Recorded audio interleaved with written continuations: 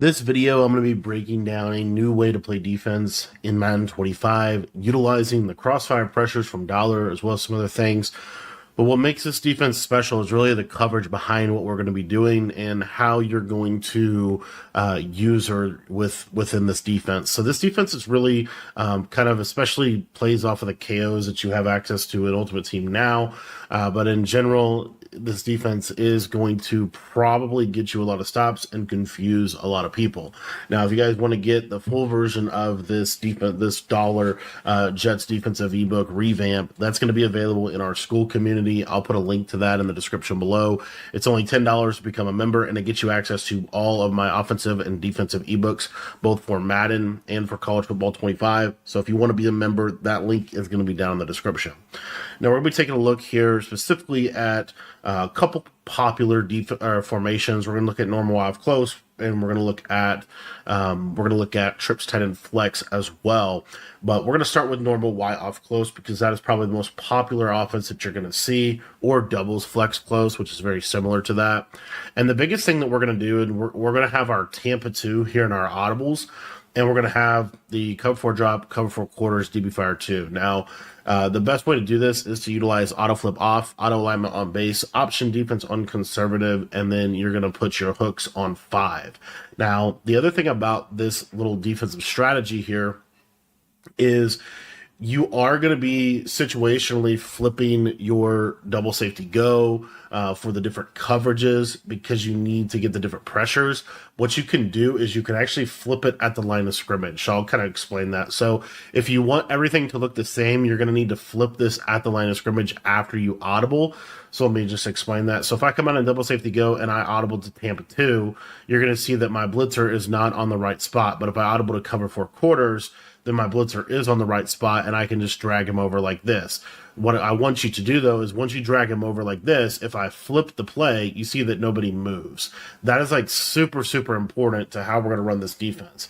And my general recommendation is actually to flip your double safety go. And I'm going to show you one little thing that this is going to do that's going to make this significantly better. So when you flip your double safety go, what that typically is going to do is it's going to take this safety on the right side and it's going to put him in the best position, in my opinion, to be able to defend the tight end out of normal off close, as well as the tight end out of trip set and flex.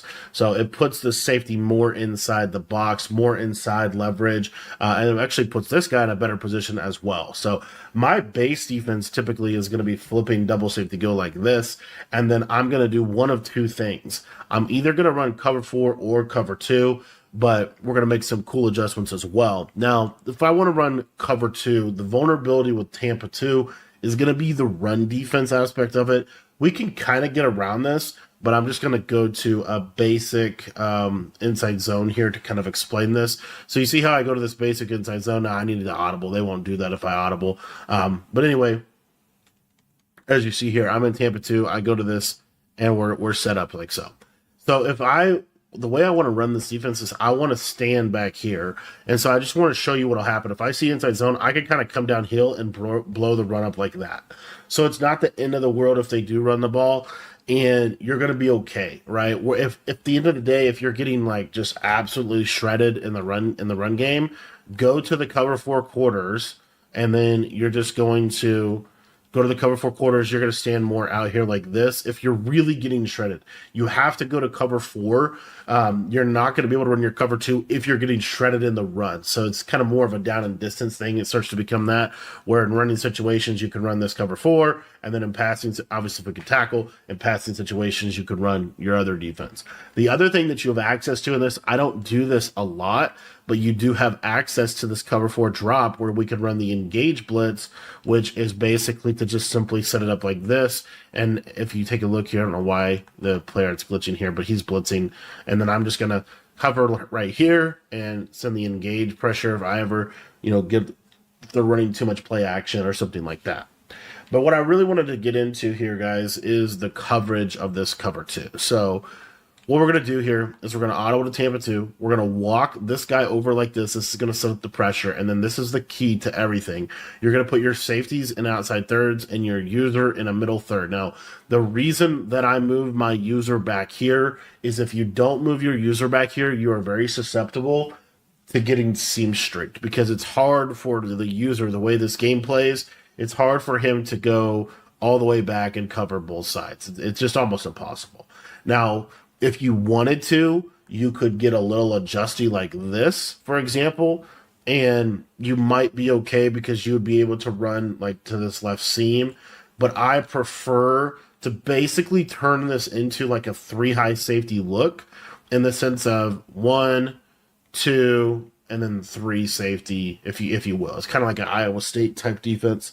Anyway, what we're going to be able to do with this is we're going to essentially use her in the middle of the field, and then if we see a streak on the field from the slot or the tight end, then we're going to switch stick onto the underneath. So let me just give you kind of a pretty popular route combination. Would be something like this. This is a pretty standard PA snag play. Now, the play action is going to neutralize the blitz, but you will still get sheds. And sometimes, actually, the blitz can come in on play action. But essentially, what I'm doing is I'm looking for the seam streak here. I identify it, and then I switch stick, and I want to break down like what is actually going on the field, so that you can see why I think this coverage is really relevant right now, because this coverage takes away a lot of popular routes that people want to throw. It takes away corner routes, it takes away speed outs, it takes away return routes, it takes away zigs. It takes away a lot of these routes. So as you see here, at this point, I'm reading this play and see, okay, he has a streak, so I'm going to get off of this linebacker. At that point, I switch stick here. Now, this throw is definitely like, you could potentially hit this throw, but with the KOs in the game right now, and if I was to switch stick here, this throw is a lot tighter of a window. Also, we're able to take away these underneath little kind of nitpicky routes that are super pesky. We don't have to switch stick on the drag here. I just think it's safe to consistently switch stick onto these vert hooks, and then from there, if I want to switch stick to the safety, I could do that as well. So you might say, okay, so what about like the cover 2 beaters that everybody runs, which would be something like Wise Sail, right, with these double fades or something like this. This would be an example of a really good cover 2 beater. So if I just leave this coverage, like this deep half is going to consistently get just absolutely manipulated here. So we'll just hopefully get a little bit of time. Oh my gosh, I got yelled at. But as you saw there, like the fade is, the fade on the right side is 100% getting open. Let me just spy this guy just to try to show you the coverage aspect of this defense. So, and I even back this guy off, right? I back off the safety. He's in a deep half. You'll see the deep half will just get absolutely shredded, right? I'll be able to throw, wow, Mahomes, nice throw, buddy. I'll be able to throw one of those streaks, right? So you've seen that all year. Okay. So the beauty of the defense, in my opinion, is that it doesn't give stuff like that up, and it's still from a double safety walk down look. So this, I think, is the super big like secret sauce of this defense, is these outside thirds will just run, like sprint back. They're the only other zone in the game that does that. If you think about it, like an inside third is going to backpedal super slowly, deep halves backpedal super slowly, but these outside thirds from the safeties will actually get back pretty well. So again, my basic read here is I'm going to look for a streak. If I see a streak, then I'm going to instantly switch stick off. So you see here, I kind of read the play. Oh, it's YSL. I could even take this outside third and lurk right here. And as you see, this is basically perfect in terms of the coverage. Switch sticking to the vert hook, switch sticking to the outside third situationally based off the pattern distribution that you get from the routes. Super effective.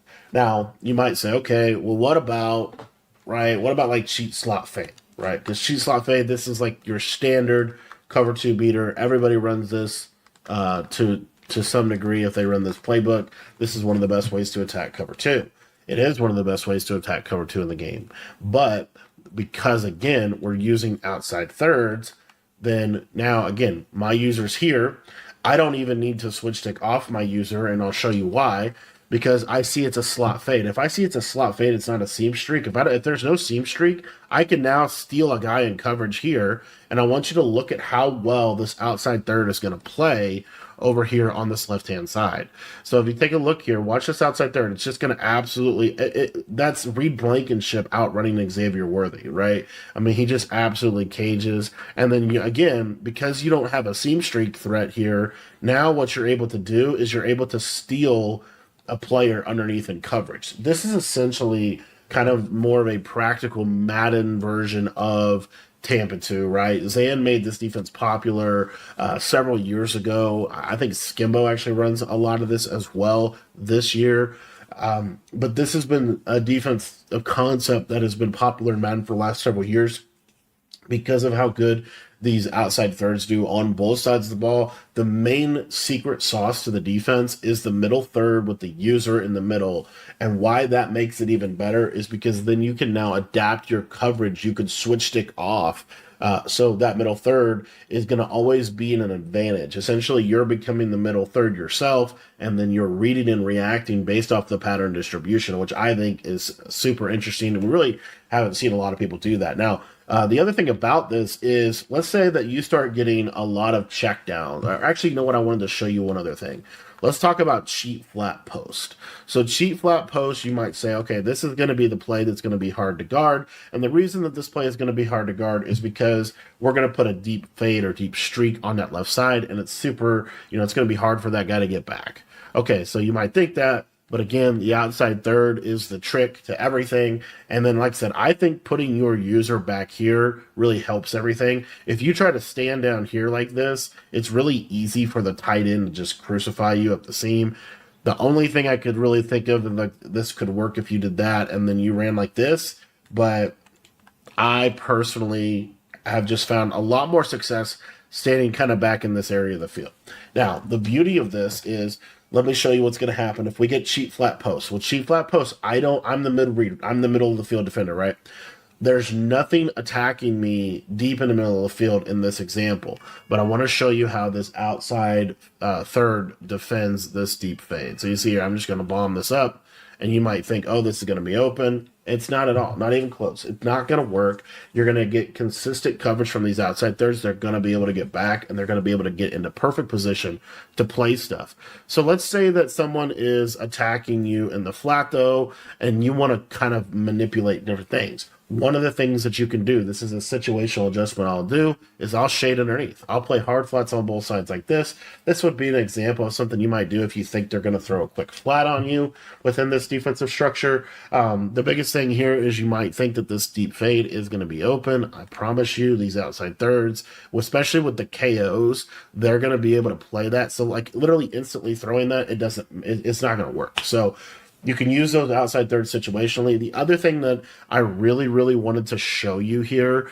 and again, I just love this defense. This has been one of my favorite defenses I've ever ran, just because it's the blitz aspect of it's not as good. I will say that, because you don't have the threat of the engage here. I'll show you some situational ways you can get that threat in just a minute. But the beauty of this is, that we're able to literally cover the majority of the field with this. So let's say that we got a route combination like this. This is kind of a standard speed out play, something like this. So what we would need to do in this case is we would need to switch stick onto either the outside third on the right or the vert hook, because we're going to have to get off of this user because he's going to have to go play the seam streak. So, again, if they were really pretty decent, be something like this. The cloud flat will cover this speed out, and then you're just going to take this vert hook and take that away like that. And as you see, that middle third, that pole runner, that middle third defender is going to do a really good job of, again, and this is specifically if we back him up to about 9 to 10 yards. If he's too far in the box, it's just not going to be that effective. Okay, because when you switch it off, he's going to slowly move back.